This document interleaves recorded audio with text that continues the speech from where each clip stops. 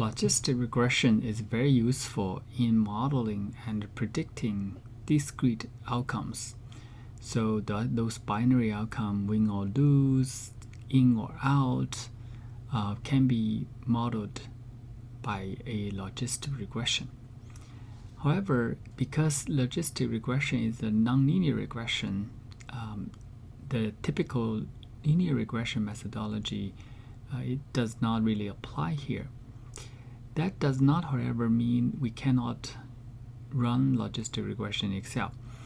It just means that we need to build our own model and use Excel to help us solve that model. Let's see how it can be done. Here I have an example data set. Basically, the outcome or the dependent variable is 0 or 1.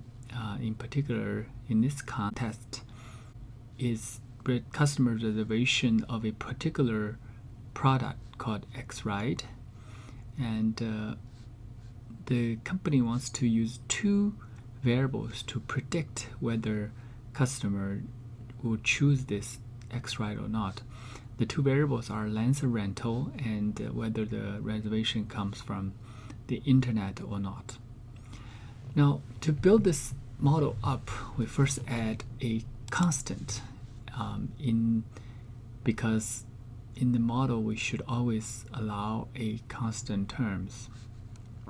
The second thing we do is to move over here, because there are three estimators to be estimated. We leave 3 cells, 1 for each, and notice that this corresponding in dimension to the 3 variables, 2 given plus a constant. Having done that, we can directly apply the logistic model and write out what they call the likelihood function. The likelihood function formula is listed here. It's basically 1 over 1 plus exponential of the sum product of this coefficient and the data. Okay, now we're getting closer to the objective. The objective here is to maximize the total likelihood.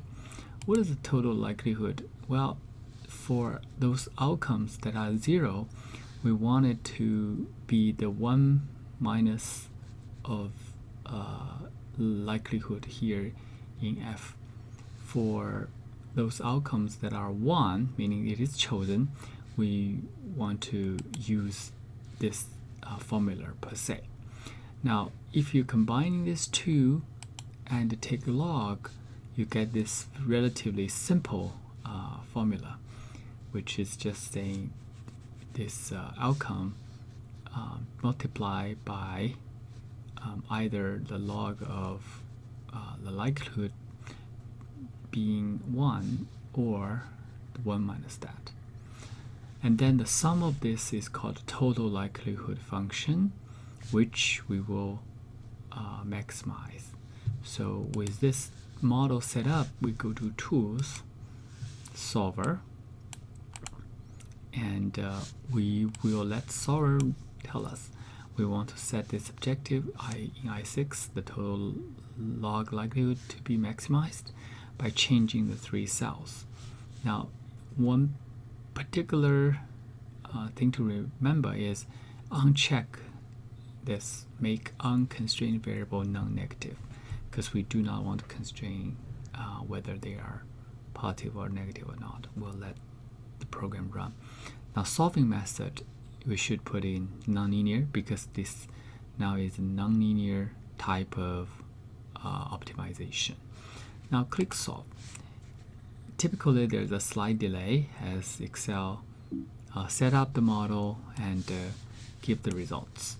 Now you can see that Excel found the solution, all constraints and optimality conditions are satisfied. So that's great. So this is our coefficient here.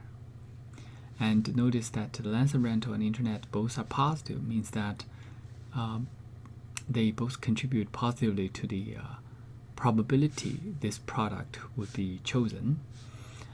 And if you do want want to do prediction, you can do that. You just need to set up this table of the same dimension and plug in your desired length of rental internet, and this likelihood function is copied from column F. It'll give you, in this example, if you the customer requested 6 days and the reservation come from the internet, the likelihood will be close to 93%. So this is how logistic regression is done in Excel.